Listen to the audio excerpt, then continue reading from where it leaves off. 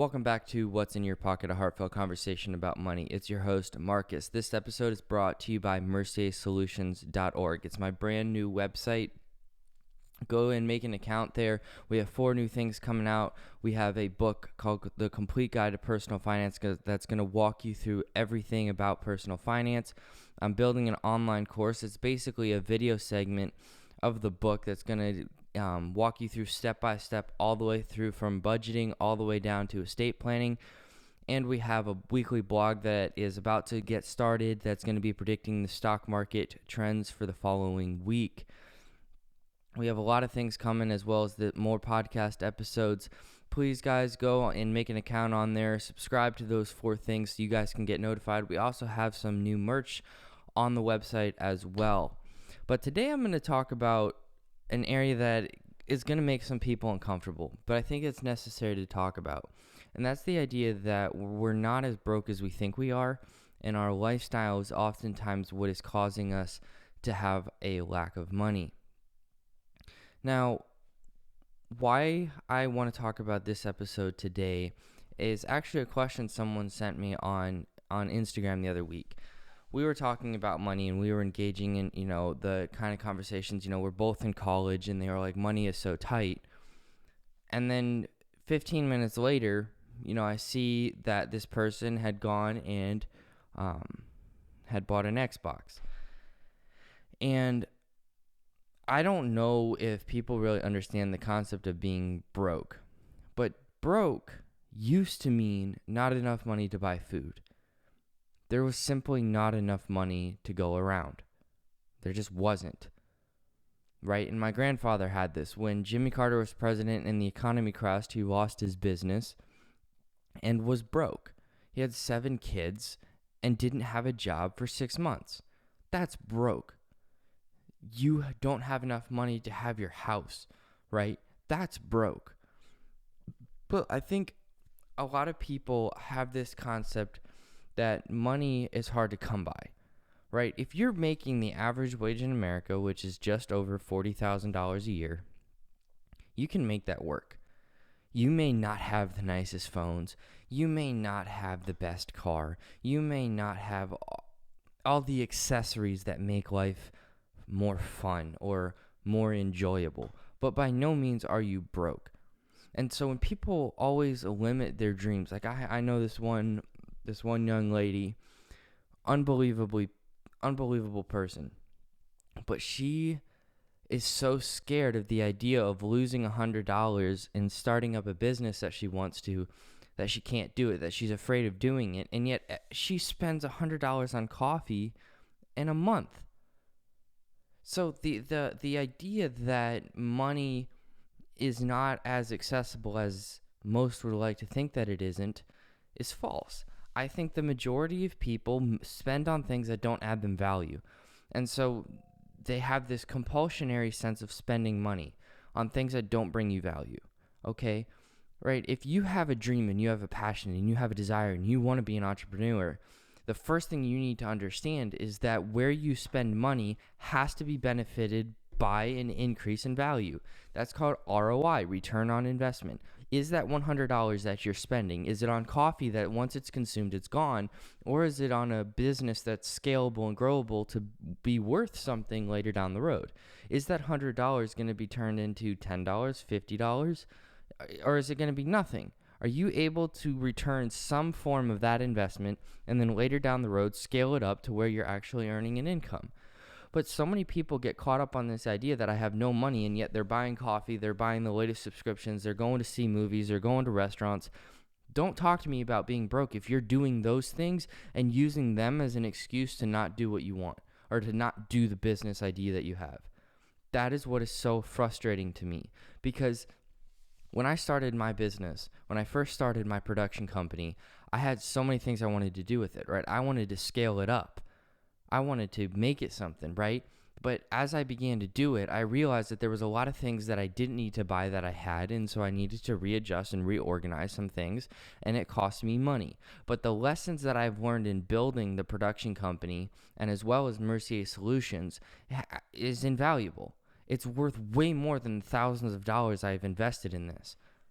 right? This idea that money is not as accessible as you think it is, right? You can always make more money. The question is, are you spending it on things that are valuable to you, or you're spending it on things that aren't adding value? Okay, if you have a brand new iPhone X and you're claiming that you don't have $100 to spend on a new book or a new education or a new online course to bring up your income, don't talk to me. It's false. You're lying to yourself and you're preventing yourself from becoming something that's worthwhile. Okay, this is important because so many dreams never become more than dreams because of the mindset we have around our abilities. Okay, we won't spend $100 on buying a stock to hopefully earn more money down the road, but we'll spend $100 on Starbucks coffee without even thinking twice. It's a mindset, people. It really is.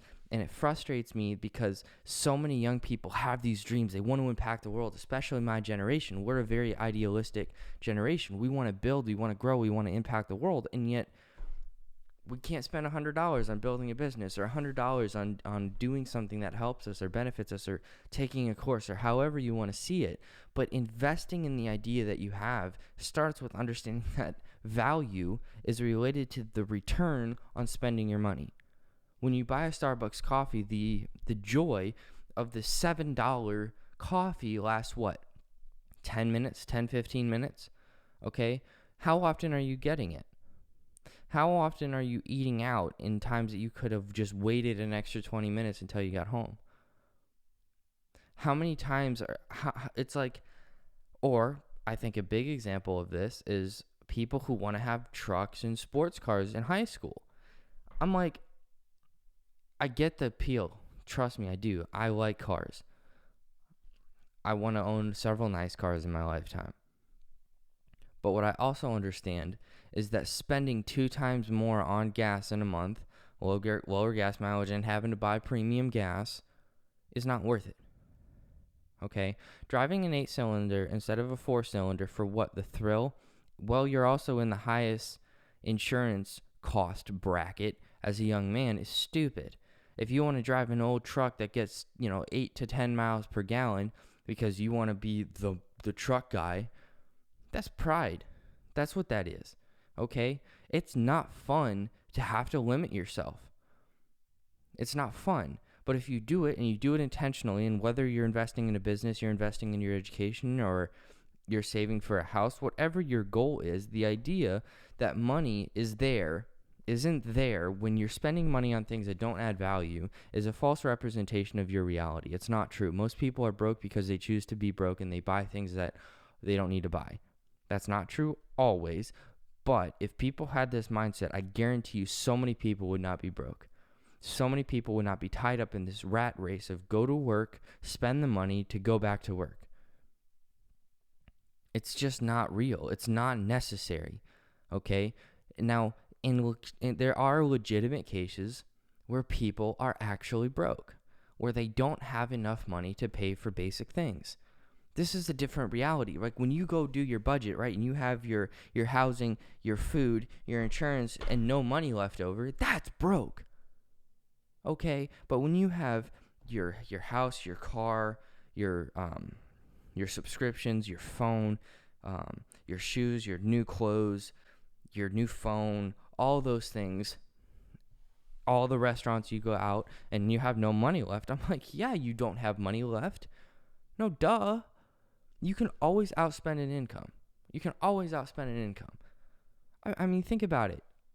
Adrian Peterson made $120 million as a running back. Had to go back to play because he spent it all. Don't confuse the amount of money with wealth. Wealth is the ability to maintain the money you earn. That's wealth.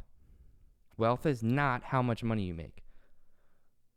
Right? And let me illustrate this with an example. Okay? Let's say someone makes $100,000 a year and they spend $95,000 a year. That means their wealth increased by $5,000 in that year. Okay? Now, if we have someone that makes $40,000 a year and spends $25,000, they increase their wealth by $15,000. Who's wealthier? It's a mindset, people. It's a mindset.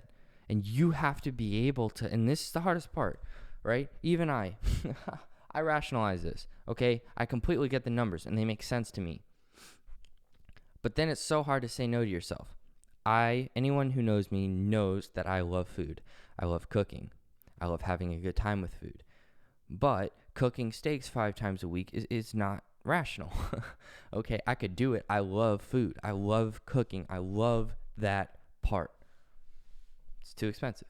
Can't do it, right? So you have to become innovative, and you have to cook chicken thighs instead of something that you enjoy eating and you enjoy crafting. You have to adapt what you love to what you can afford, okay? And it's not fun. It's not enjoyable. It's not this, happy-go-lucky process. It's a sacrifice to make, but I understand why I'm doing it. One, so that I have the money to make this content, to build this up, to make this something, because I genuinely believe that most Americans could be 10 to 15 times happier if they just learned to say no to themselves.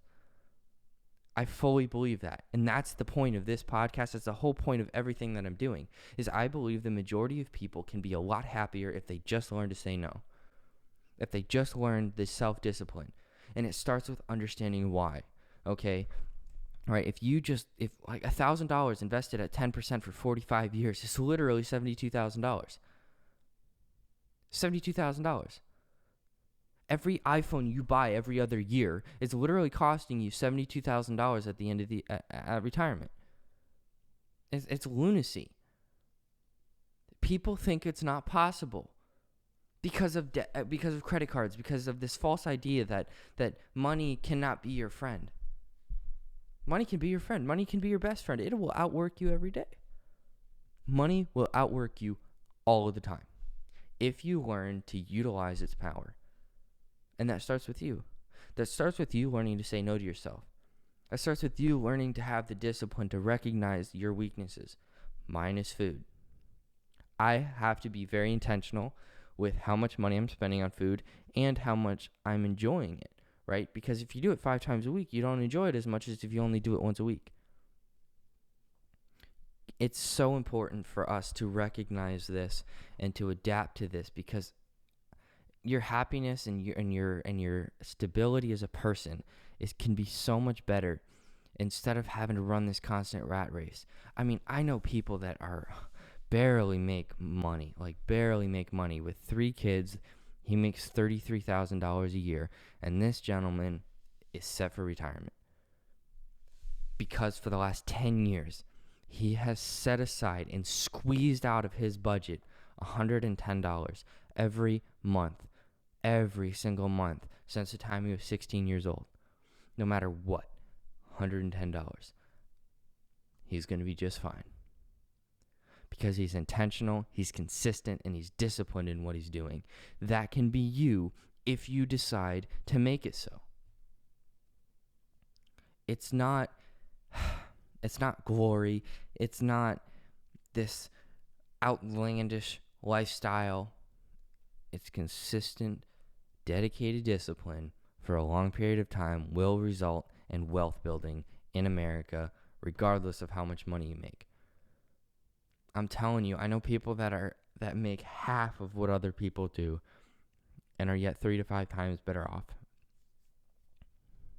It's all a mindset.